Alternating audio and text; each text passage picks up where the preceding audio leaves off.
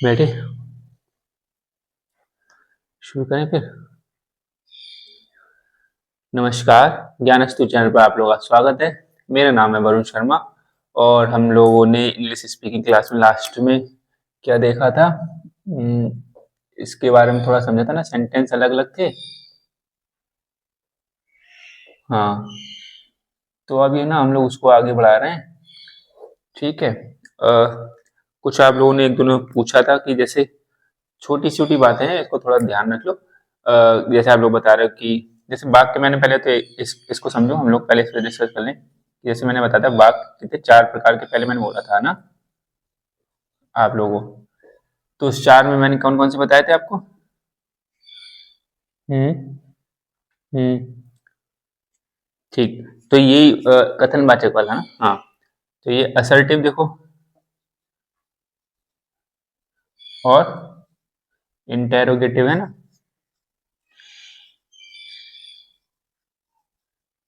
मतलब और इसके बाद इम्परेटिव। ठीक, और इसके बाद एक्सक्लेमेटरी। एक बात तो ये आ रही है, देखो छोटी सी, इम्परेटिव की पूरी स्पेलिंग लिख लो, IMPERATIVE, इम्परेटिव। इसको आदेश सूचक बोल लो। ठीक है, आदेश सूचक। कहीं आपको लिखा हुआ मिला होगा आदेशात्मक, बात एक ही है। ठीक, इससे घबराया मत करो, आप लोग वैसे बोल रहे ना। और एक्सक्लेमेटरी को इसमें मिला आपको विस्मय, विस्मय सूचक मिले। ठीक है, या फिर सूचक है, ये सूचक, सूचक, विस्मय सूचक या फिर विस्मयादि बोधक। ठीक,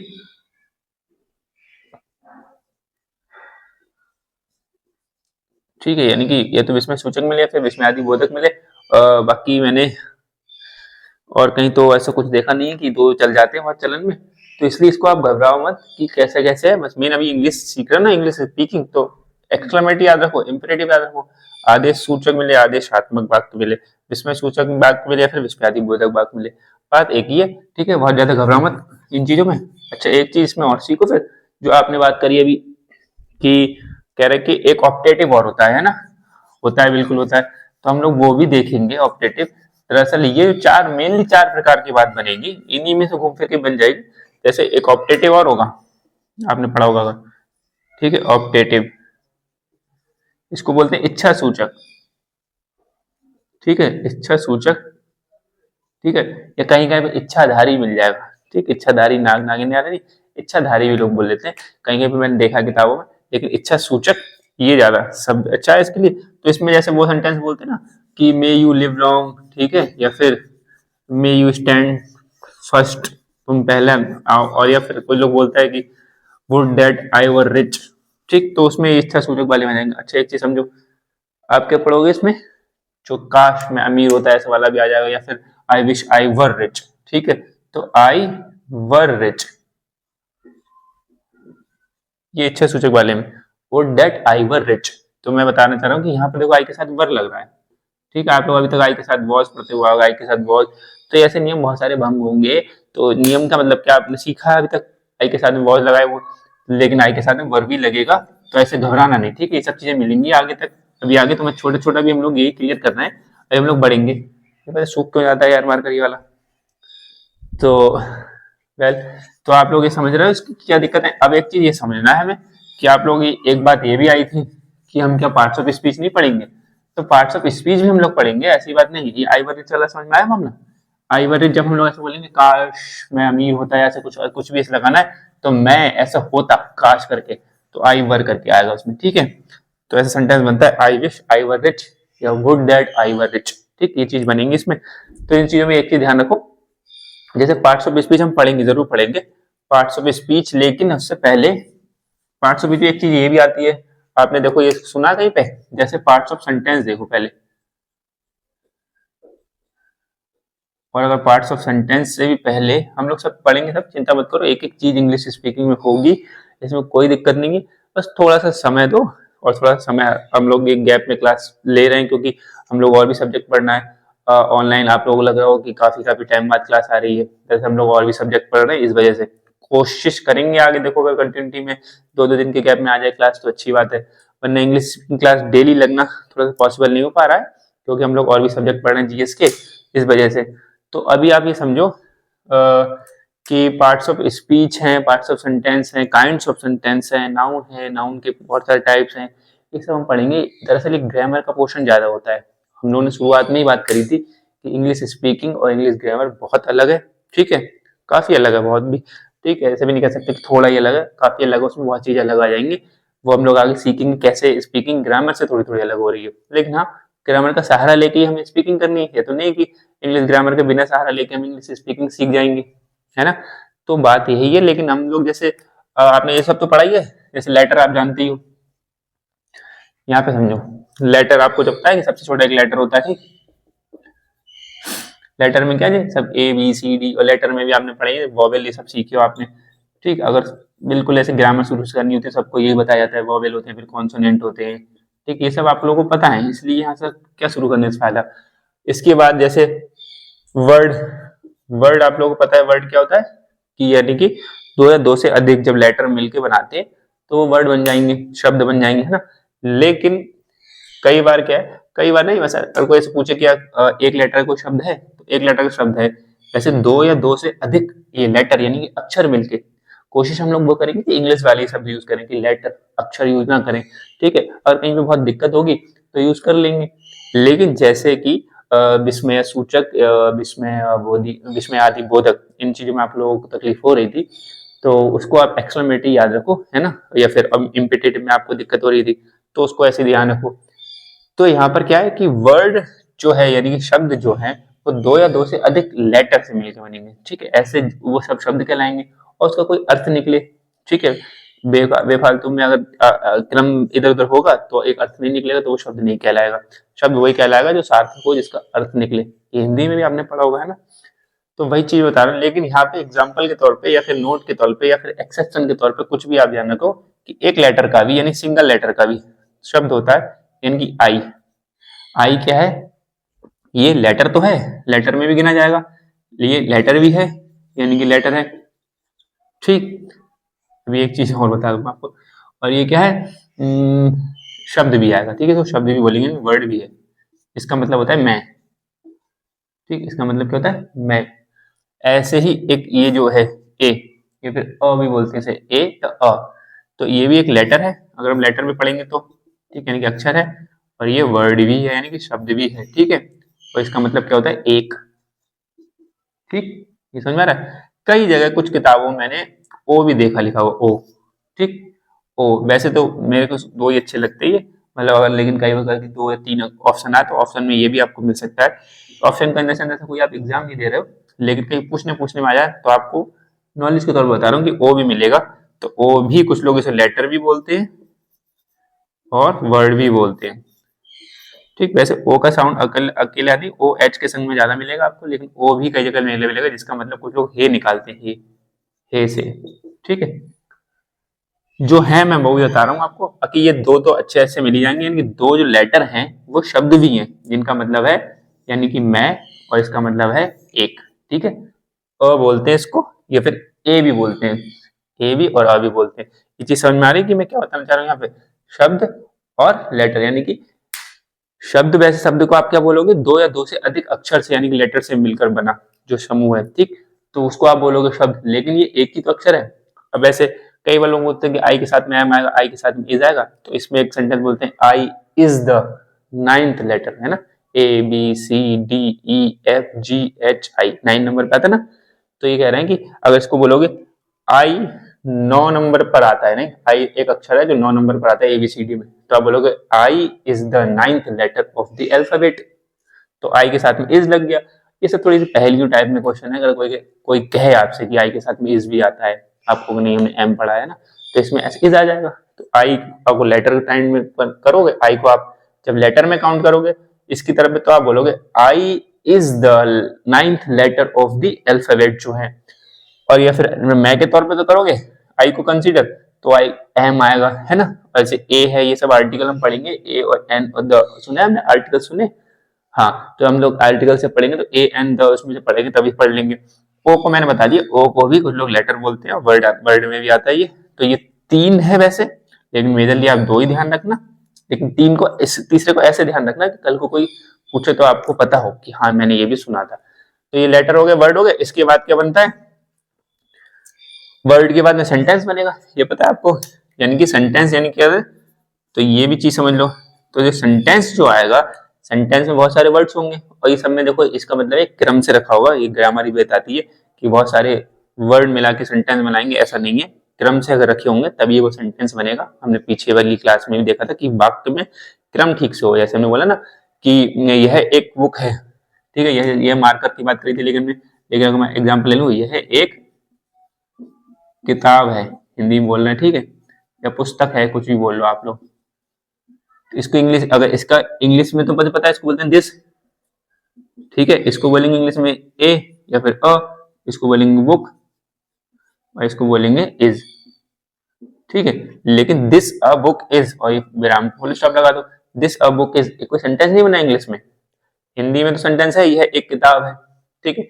दिस अ बुक इज, ये सेंटेंस नहीं है। तो शब्दों को मिलाकर, यानी कि वर्ड को मिलाकर आप सेंटेंस बना दो, ऐसा भी नहीं है, यानी कि क्रम में रखे होंगे। तो व्याकरण का क्रम बताता है ना, रचना जिस हिसाब से। या फिर इंग्लिश में आप जैसे बोलते जब कि दिस इज अ बुक, ये तो बोलोगे इंग्लिश में। तो एक ग्रामर को आपको आती थी, तो इसको हिंदी में करोगे तो इसके हो जाएगा यह है एक किताब। तो ये भी उतना अच्छा नहीं बनेगा। कविताओं में तो चल जाता है, यह है एक किताब, कविता लिख रहे हो तो आप कर सकते हो। कविता में ग्रामर की थोड़ी धज्जियां उड़ जाती है, ठीक है।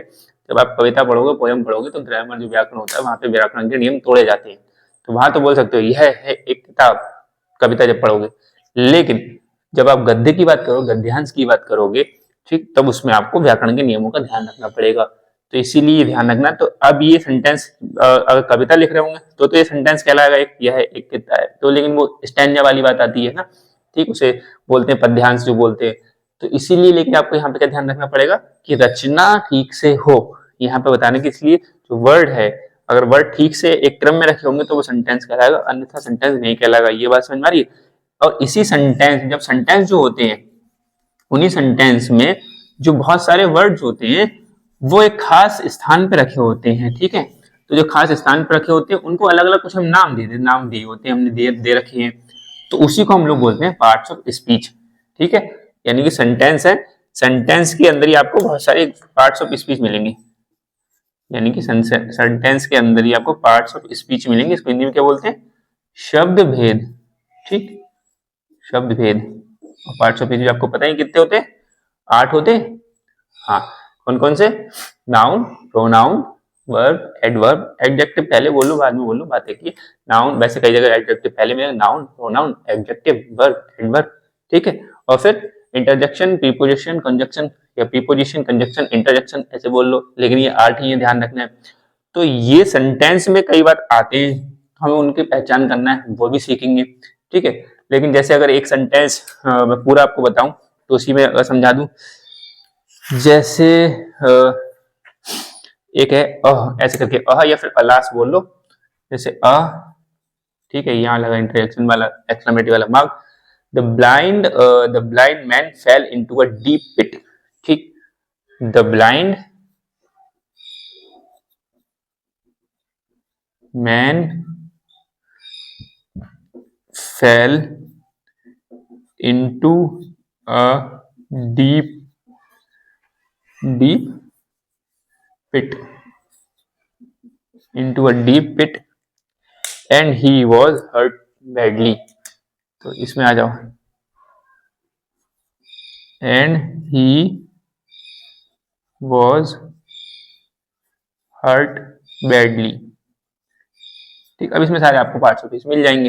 ऐसे बहुत सारे सेंटेंस है। जैसे एक सेंटेंस ये भी है, Sita always makes delicious cakes and cookies for me, yummy, ठीक, ऐसे करके बोल दिया।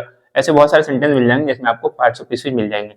तो ये क्या है, जैसे ये हो गया, ये हो गया, इंटरजेक्शन हो गया, ठीक है। तो आपने पढ़ी ये सब इंटरजेक्शन वगैरह, और नहीं पढ़े होंगे तो हम लोग पढ़ेंगे भी आगे, इसमें घबराऊंगा। तो ये क्या हो गया, इंटरजेक्शन हो गया, ठीक है। द ब्लाइंड हो जाएगा क्या, ऐसे करके, और ये मैन अलग हो जाएगा। फेल क्या वर्ब है, इनटू प्रीपोजिशन, आर्टिकल, ठीक है। ये डीप डीप हो जाएगा, पिट हो जाएगा, फिर नाउन होगा, उसकी पहले विशेषता बता दी, एडजेक्टिव हो गया, एंड ये कंजक्शन वर्ड हो जाएगा, प्रोनाउन है, ठीक है। तो ये वॉज हर्ट एक पूरा वर्ब में काउंट हो जाएगा, बैडली एडजेक्टिव। तो ऐसे करके आपको इसमें सारे पार्ट्स ऑफ स्पीच मिलेंगे। अभी लिखने में बाद में लोग आगे पढ़ेंगे, ये सब चीजें आएंगी हमारे सामने। वर्ब को भी हम वर्ब की भी जो ट्रांजिटिव वर्ब है, मॉडल ऑक्सिलरी वर्ब्स हैं, ठीक है, लिंकिंग वर्ब्स हैं, हम ये भी पढ़ेंगे, ठीक। कुछ लोग वर्ब्स बोल देते हैं, वर्ब को क्या बोलेंगे, वर्ब है ना, तो वी, ये वर्ब्स, इसको वर्ब्स भी बोलेंगे कुछ लोग। तो वर्ब्स अलग अलग कोई नहीं बोलेगा, तो ऐसे प्रोनाउंसिएशन पे भी आपको ध्यान देना है। तो जैसे अभी मेरे से निकल गया ना लिंकिंग वर्ब्स, तो ऐसे कुछ लोग ज्यादा ऐसे बोल देते हैं, तो आप लोग समझना, वर्ब अलग अलग से कोई वर्ब्स ऐसे बोलेगा तो अब शायद नहीं बोलता है, वरना पहले शुरुआत में ऐसे सीखा वर्ब, तो वर्ब्स, ठीक है, लेकिन वर्ब्स बोलेंगे, वर्ब्स। आप लोगों को शायद ऑनलाइन सुना ही आ रहा हो वर्ब्स, है ना, तो आप लोगों ने भी कभी सुना होगा। तो ये हम लोग आगे इनकी जो टाइप्स है अलग अलग, वो ही पढ़ेंगे, ट्रांजिटिव वर्ब, इंट्रांजिटिव वर्ब्स, है ना, और बाकी लिंकिंग है, मॉडल ऑक्सिलरी है, ये सब हम वर्ब सीखेंगे आगे। लेकिन ये ग्रामर का हिस्सा ज्यादा आ रहा है ना। लेकिन हम लोग पहले स्पीकिंग पे हम लोग बात कर रहे हैं, हमारा उद्देश्य क्या है स्पीकिंग पे, तो हम लोग स्पीकिंग ज्यादा देखेंगे। ग्रामर वाला जो पोर्शन है वो हम तभी पकड़ेंगे थोड़ा इंग्लिश हमें स्पीकिंग आने लगी होगी, ठीक है। क्योंकि आपको पता है जो बच्चा छोटा सा बच्चा होता है, एक उसे अगर इंग्लिश समाज में डाल दिया जाए, जहाँ पे इंग्लिश ही बोलते हैं, गली मोहल्ले में उसके घर में सब लोग इंग्लिश बोलते हैं, उसे अगर वहां डाल दिया जाए तो वो इंग्लिश बोलना सीख जाएगा, ठीक है। लेकिन ये आप गारंटी नहीं ले सकते उसे इंग्लिश की ग्रामर की समझ आ जाएगी। वो बोल तो लेगा, इंग्लिश बोल लिया करेगा कि अच्छा इसको ये बोलते हैं इंग्लिश में, इसको ये बोलते हैं, समझ में आता। वो हिंदी तो जानता ही नहीं होगा पहली बात तो उसे सब वो इंग्लिश वाले ही शब्द आएंगे, लेकिन उसे ग्रामर की समझ नहीं आएगी। तो हम लोग पहले वही स्पीकिंग वही सीख रहे हैं, ठीक है। उसके बाद हम ग्रामर और अच्छे समझ लेंगे, क्योंकि हमें इंग्लिश आती होगी, है ना। जैसे उस बच्चे को फिर बाद में सिखाया जाए तो बच्चे को बोला जाएगा जो तुम ये बोल रहे हो ये इंटरजेक्शन है, ये एडजेक्टिव है, ये तो और अच्छे समझ में आएगा। और अभी क्या है ग्रामर से शुरुआत में जिसको कुछ नहीं आता उसे ग्रामर में बताया जाए कि एडजेक्टिव होता है, एक वर्ब होता है, एक एडवर्ब होता है, ये होता है, वो होता है, अब हम ये बोलेंगे, तो फिर बहुत तकलीफ होती है, जो आप लोगों को अभी तक हुई भी होगी अगर आपने खुद से प्रयास करा होगा सीखने में कभी, तो ये सब चीजें मिलेंगी आपको। अब समझ रहे हैं मेरी बात, हम लोग पहले स्पीकिंग सीखेंगे उसके बाद ग्रामर सीखेंगे। अब आ जाओ थोड़ा सा पार्ट्स ऑफ सेंटेंस पे। हम लोग वहां पे पीछे वाली क्लास में क्या पढ़ा था हमने, इंडेफिनिट वाला थोड़ा पढ़ा था ना, प्रेजेंट इंडेफिनिट का। दरअसल मैंने कहा था ना कि उसको डालना चाहो तो आप हेडिंग डाल लो प्रेजेंट इंडेफिनिट की, लेकिन प्रेजेंट इंडेफिनिट हम लोग शुरू करेंगे, सिंपल प्रेजेंट जिसे बोलेंगे हम अभी शुरू करेंगे। लेकिन मैं बताना चाह रहा हूँ कि ये सब चीजें आपसे अछूती नहीं रहेंगी। अगर आपको ये सब चीजें आती ना, आप कह रहे हो, अगर आप सोचो कि ये तो नहीं बताया, जैसे parts of sentence, parts of speech हो गया, ऐसे इसके बाद में जो सेंटेंस है, सेंटेंस के बाद में आपको क्या मिलेगा, वाक्यांश मिल जाएंगे, ठीक है, यानी फ्रेज जिसे बोलते हैं, फ्रेज, वाक्य तो ये हो गया, वाक्यांश यानी वाक्य का अंश, तो फ्रेज वो भी इसके बाद ऐसी किसे बोलेंगे, स्टैंजा भी आ सकता है इसमें, स्टैंजा भी हम लोग पढ़ लेंगे अगर एक टाइम में बाद, स्टैंजा और बाकी लेसन मिल जाएगा इसी बाद में, ठीक है।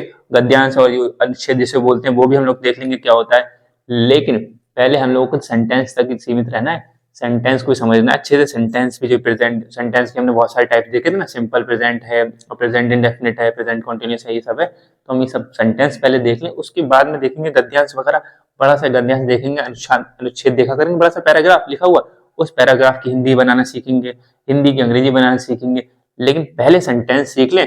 तो आप लोगों ने कुछ ने एक दो ने कहा था मुझसे कि सेंटेंस में क्या ये चीज हम लोग नहीं पढ़ेंगे, जैसे ये चीज क्या कि एक तो पार्ट्स ऑफ स्पीच बताया था, तो पार्ट्स ऑफ स्पीच मैंने बता दिए कि पार्ट्स ऑफ स्पीच ये होते हैं, और हम लोग पढ़ेंगे आगे एक सेंटेंस में कहाँ कहाँ क्या आता है, कहाँ पे पार्ट्स ऑफ प्रीपोजिशन कैसे लगाया जाता है, और प्रीपोजिशन को पहचानेंगे कैसे, और इंटरजेक्शन क्या होता है, कंजक्शन क्या होते हैं, कंजक्शन वर्ड्स होते हैं ना वो क्या होते हैं, संयोजक हिंदी में देख लेंगे, कहीं कहीं हिंदी जहां जहां बोलनी होगी वहां पर बोल लेंगे, लेकिन आप कंजक्शन से याद रखो तो ज्यादा बेहतर है। बाकी हिंदी पता है व्याकरण की हिंदी जो व्याकरण की है ना उसमें बहुत ज्यादा सुविधा, फिर आप कंफ्यूज कर जाओगे अपने आप को। पार्ट्स ऑफ सेंटेंस पे आ जाओ, तो पार्ट्स ऑफ सेंटेंस में क्या है देखो मैं बता दे रहा हूँ, बाकी हम लोग पढ़ेंगे जरूर आगे सब चीज। अभी खाली पता है मेरा फोकस पहले क्या होगा, उन 12 सेंटेंस को समझाने पे आपके, present indefinite, present indefinite, present continuous, present perfect और प्रेजेंट परफेक्ट कंटिन्यूअस, ये जो 4 हो गए। ऐसे पास्ट के, past indefinite, past continuous, past perfect और पास्ट परफेक्ट कंटिन्यूअस। ऐसे ही फ्यूचर के, फ्यूचर इंडेफिनिट, फ्यूचर परफेक्ट और फ्यूचर इंडेफिनिट, फ्यूचर कंटिन्यूअस और फ्यूचर परफेक्ट और फ्यूचर परफेक्ट कंटिन्यूअस। ये जो 12 आप एक बार सीख जाओगे ना तो आप बहुत कुछ इसमें सीख जाओगे। हालांकि ये 12 नियम आगे टूटेंगे, ठीक, कहीं ना कहीं टूटेंगे, हम आगे देखेंगे बहुत जगह टूटेंगे। मैंने आपको ये बताया था कि शब्दों में तो मैंने बताया था कि बोल रहे हैं, लिख नहीं रहे हैं, लिख रहे हैं, बोल रहे हैं, ऐसे आपको मैंने बताया था पिछली क्लासेस में। ऐसे ही सेंटेंस में बहुत जगह दिक्कत आएगी। आप लोगों को उस टाइम लग रहा था कि तो सिंपल वर्ड की तो बात है, लेकिन जो नियम भी अभी सीखे हैं ना हम लोगों ने, ये नियम भी टूटते हुए नजर आएंगे आगे। लेकिन बेस तो यही है, ठीक, कि हम मोटा मोटा तो पता चल जाए कि सब्जेक्ट क्या है, वर्ब क्या है, ऑब्जेक्ट क्या है, ये तो हमें पता चल जाएगा। तो अभी पार्ट्स ऑफ सेंटेंस समझ लो आप लोग, ये हम लोग आगे पढ़ेंगे, ठीक है। लेकिन अभी क्या मैं बता दे रहा हूँ आप लोग, ताकि घबराओ ना कि ये पता है नहीं पता है, ये हम पढ़ेंगे या नहीं पढ़ेंगे। तो पता है पार्ट्स ऑफ सेंटेंस क्या होता है? देखो, काइंड्स ऑफ सेंटेंस अलग है, पार्ट्स ऑफ सेंटेंस अलग है, इतनी तो आपको पता है ना हिंदी में। काइंड का मतलब क्या होता है? प्रकार। अब यही तो एक, ठीक है, वो भी दयालु भी तो होता है इसका मतलब, है ना, दयालु, ठीक। तो दयालु भी होता है, प्रकार भी, लेकिन यहाँ पे काइंड्स ऑफ सेंटेंस, तो सेंटेंस के प्रकार पढ़ेंगे तो कौन कौन से? असर्टिव है, इंटेरोगेटिव है, इंपेरेटिव है, ऑप्टेटिव है, एक्सक्लेमेटिव है, ठीक है, ऑप्टेटिव भी जोड़ लिया। तो ये हो गया। और अगर हमें जब पढ़ने पार्ट्स ऑफ सेंटेंस, तो क्या है? सब्जेक्ट होता है और प्रेडिकेट, ये तो पढ़ा है आप लोगों ने, ठीक है। तो सब्जेक्ट और प्रेडिकेट जो पढ़ा है ना, अब ये तो पता है सब्जेक्ट जो हो गया उसको छोड़ के सारा कुछ प्रेडिकेट मिलेगा, ठीक है। Sita is a very beautiful girl, ठीक, ऐसे बोला तो सीता क्या हो गया? Subject, is a very beautiful girl predicate हो गया, ठीक। ये सब हम लोग बाद में पढ़ लेंगे, अभी समझ लो इसके टाइप में बता दे रहा हूँ। सब्जेक्ट, इसके बाद में सब्जेक्ट का को भी और टाइप में बात करोगे तो आप लोग क्या मिलेगा आपको? क्वालिफायर, सुना है कभी?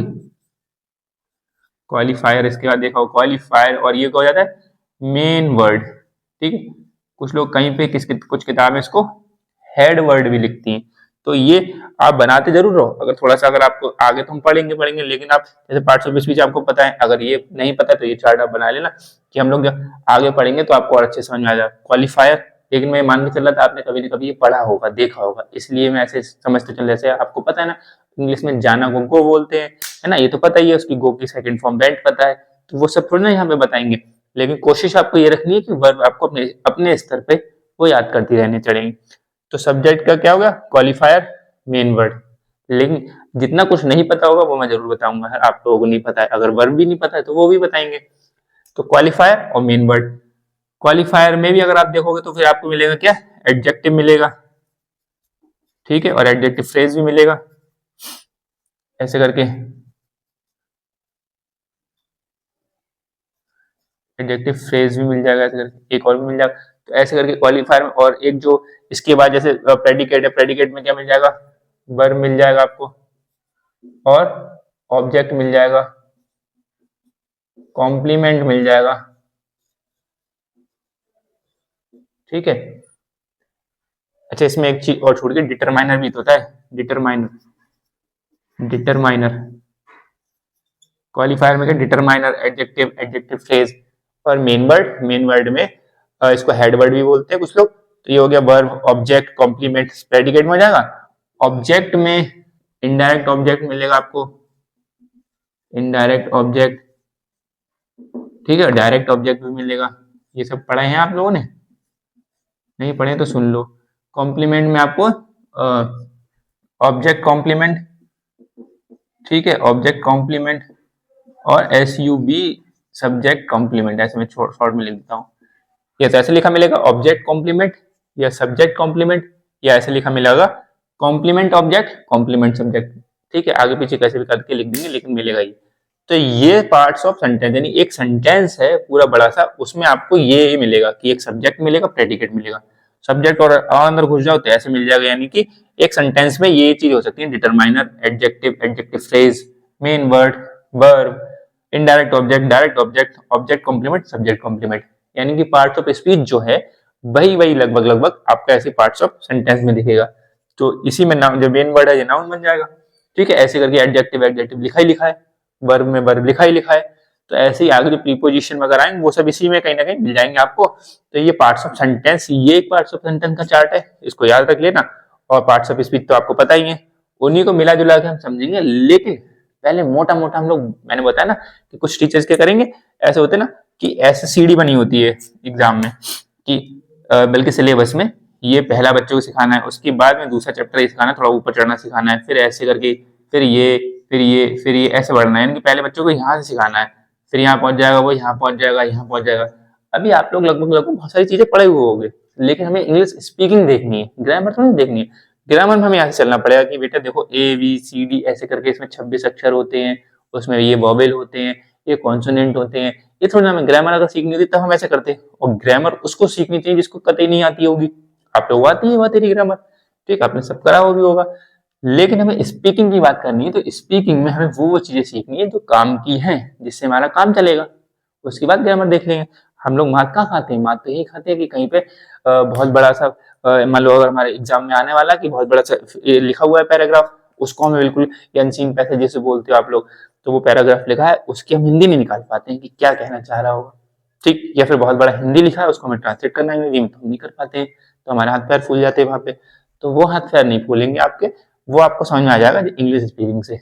ग्रामर की बात आएगी उसमें कि एरर निकालना है, सिंटेक्स एरर ढूंढनी है, ठीक है, वो चीज भी हम करेंगे, वो बाद में करेंगे जब स्पीकिंग को काफी हद तक समझ लेंगे, कि जहां तक पहुंच जाएंगे कि नेट पे कुछ लिखा है वो चीज हमें समझ में आ जाएगी। नेट पे हम पढ़ रहे हैं तो उसका मोटा मोटा पूरा पूरा मतलब 100% नहीं, लेकिन हम सब 95-97% तो हम लोग उसका अर्थ निकाल ही लें। ठीक है, 97 इसलिए 95-97 इसलिए क्योंकि एक दो वर्ड ऐसे हो जाएंगे जो हम लोगों नहीं आते होंगे। काफी हद तक मुझे भी कुछ नहीं आते, मुझे नए नए वर्ड ऐड हो रहे हैं तो मैं भी देखते रहता हूँ, अच्छा इसका मतलब क्या है। लेकिन हमने कहा ना उसका मतलब हमें नियर बाई को जरूर पता होगा, लेकिन नया सीखने को मिल जाएगा कि इसको ये बोलते हैं। तो ये पार्ट्स ऑफ सेंटेंस है, ये भी आपको देखने को मिलेंगे। ठीक, तो अब मेरी तो इसलिए हम लोग जो सीख रहे हैं वो कहीं से यहाँ से कहीं से सीख रहे हैं, इस वाली सीढ़ी से, ये नीचे से नहीं। हम लोग यहाँ पे कोई 12 रूल है हमारे पास, इंडेफिनिट, कंटिन्यूस और परफेक्ट, परफेक्ट कंटिन्यूस, ये जो 12 रूल है, यानी कि प्रेजेंट के 4, पास्ट के 4 और फ्यूचर के 4, ये जो 12 नियम है हम इसको देखेंगे। ठीक है, तो ये चीज समझ में आ गई आपको, ये भी है। और जहाँ हिंदी अंग्रेजी की जो दिक्कत आ रही है वो उसको मत ध्यान इतना मत दो, आप लोग खाली मेन किस पे फोकस करो, इंग्लिश वाले, यानी कि एक्सक्लेमेटिव पे याद रखो, विस्मय बोधक या फिर विस्मय आदि, मतलब विस्मय आदि बोधक या फिर विस्मय सूचक जो भी मिले, वो दोनों एक ही बात है। ऑप्टेटिव का मैंने बता दिया आपको कि ऑप्टेटिव यहाँ जोड़ सकते हैं, लेकिन 4 प्रकार के ही मुख्य वाक्य समझो आप, वो जो 4 हैं, क्योंकि हमें लोग इंग्लिश स्पीकिंग ज्यादा ध्यान रखनी है, उस पर ध्यान रखनी है। ठीक है, मे यू लिव लॉन्ग ये वगैरह हम आएगा इसमें, देखो समझेंगे कहाँ पे, ये मैं अभी ऑप्टेटिव की बात जो बोल रहा हूँ। आगे हम देखेंगे कि कैसे इसके जो नियम है वो भी देखेंगे कि कैसे करके और नियम नए नए बने जाएंगे, विल शैल वाला समझेंगे।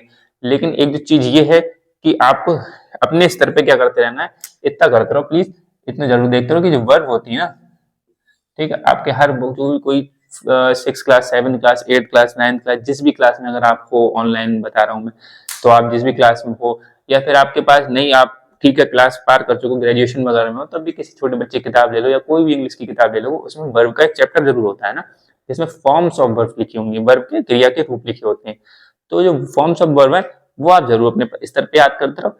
जैसे उस किताब में मतलब बहुत सारे होंगे, जैसे ए से लिखा होगा, बी से लिखा होगा, कहीं ना कहीं लिखा होगा, उसमें किताबों में लिखा होता है कि इसको इंग्लिश में ये बोलते हैं, सोना को इंग्लिश में तो पता ही है आपको, ठीक है, रोना है, पीटना है, हंसना है, गाना है, ये सब आप लोग पता है। लेकिन ऐसे कुछ ऐसे होंगे जिसको आपको इंग्लिश में नहीं पता वो क्या बोलते हैं।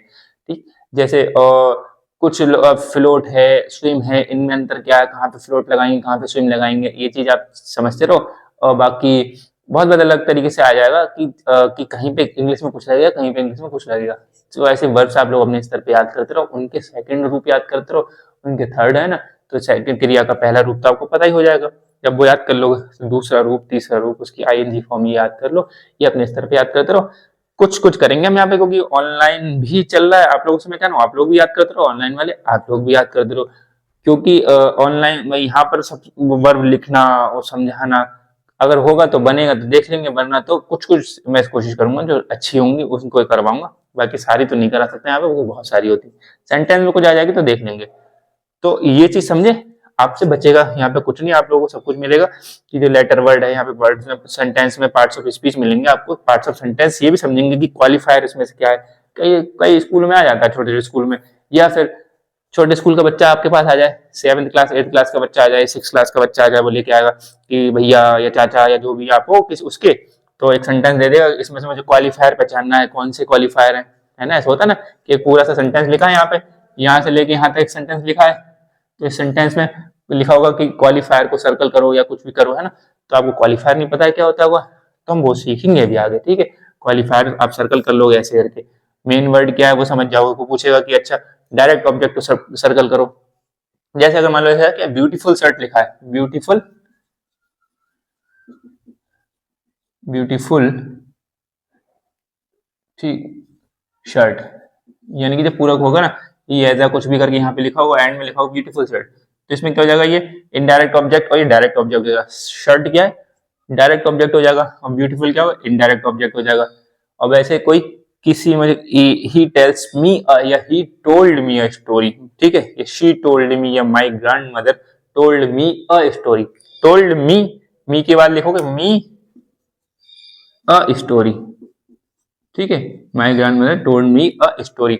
तो मी के बाद जो ये लिखा है और स्टोरी, तो ये क्या बन जाएगा, कॉम्प्लीमेंट बन जाएगा, ठीक है। यानी कॉम्प्लीमेंट ऐसा समझो कि कॉम्प्लीमेंट देना है। ऐसा सुना है कि कोई तारीफ कर देता है आपको तो कॉम्प्लीमेंट देते हो, थैंक्स फॉर द कॉम्प्लीमेंट ऐसे बोलते होगे आप लोग, है ना। तो जो कॉम्प्लीमेंट वैसा ही है कि कॉम्प्लीमेंट दिया जा रहा है, और ऑब्जेक्ट को कॉम्प्लीमेंट दिया जा रहा होगा तो ऑब्जेक्ट कॉम्प्लीमेंट हो गया, और सब्जेक्ट को दिया जा रहा होगा तो सब्जेक्ट कॉम्प्लीमेंट हो गया। यानी कि she is a good nurse, ठीक है, ऐसे बोल सकते हैं। या फिर she is a beautiful nurse, nurse आ जाएगा तो शी, और नर्स की बात हो रही है यहाँ पे, she is a beautiful nurse, यानी कि शी और जो भी बीच में बोलोगे आप अ नर्स, ठीक है। यानी कि ये कॉम्प्लीमेंट तो है नर्स, लेकिन किसको कॉम्प्लीमेंट दे रहा हो, सब्जेक्ट को दे रहे हो, शी को कॉम्प्लीमेंट दे रहे हो कि अ नर्स। और यहाँ पे टोल्ड मी अ स्टोरी, तो मी को बता रहे हो कि इसको कॉम्प्लीमेंट दे रहे हो, ठीक है। यानी कि टोल्ड मी आफ्टर स्टोरी बता रहे हो कि किसको, ऑब्जेक्ट को जब कॉम्प्लीमेंट दिया जाएगा तो ऑब्जेक्ट कॉम्प्लीमेंट, जब सब्जेक्ट को कॉम्प्लीमेंट दिया जाएगा सब्जेक्ट कॉम्प्लीमेंट। अभी अगर आपको ये कॉम्प्लिकेटेड लग रहा है, कॉम्प्लीमेंट नहीं, अगर कॉम्प्लिकेटेड लग रहा है तो आगे बहुत अच्छे से क्लियर हो जाएगा। तो अभी इतना समझो कि भाई हम आगे सब समझेंगे, ठीक है, कुछ बचेगा नहीं। लेकिन मैं जैसे पढ़ा रहा हूँ आप वैसे ही पढ़ते रहो, तो कोशिश यही रहेगी कि अगर आप ऐसे चलोगे तो आपको इंग्लिश आ जाएगी, वरना तो इंग्लिश आपने बहुत प्रयास करे हैं, ठीक है, बहुत सारे प्रयास करे थे और सब छूते रह गए ना, ये तो बता रहे थे, नहीं सीख पाए। तो अगर बन जाओ थोड़ा टाइम से, और ये बता रहा हूँ कि जोश किसी भी प्रकार से, मैंने बहुत साल पढ़ाया है इंग्लिश स्पीकिंग, जोश होता है 2 महीने 3 महीने का, ठीक है। अभी ऑनलाइन भी रिस्पॉन्स अच्छा आ रहा है, अमूमन जो और मैंने वीडियोस डाली नया चैनल होने के नाते, तब भी अच्छा रिस्पॉन्स आ रहा है इंग्लिश स्पीकिंग क्लास वाले पे, है ना। तो आप लोग जो भी देख रहे हो ऑनलाइन में, तो कृपया मतलब 2 महीने में अपना जोश है जो भी उत्साह है आपका वो ठंडा मत कर लेना, बंधे रहना आप लोग, तो जरूर आप लोग इंग्लिश में अच्छे अपने आप को पाओगे, इंग्लिश बोलने में, इंग्लिश समझने में। फिर वही वाली बात है ना, इंग्लिश फ्लुएंटली आपको अंग्रेजी जैसे अमेरिका वाले लोग बोलते हैं वैसे नहीं आएगी, है ना, वैसे आपको तभी आएगी जब बहुत प्रयास करेंगे हम लोग।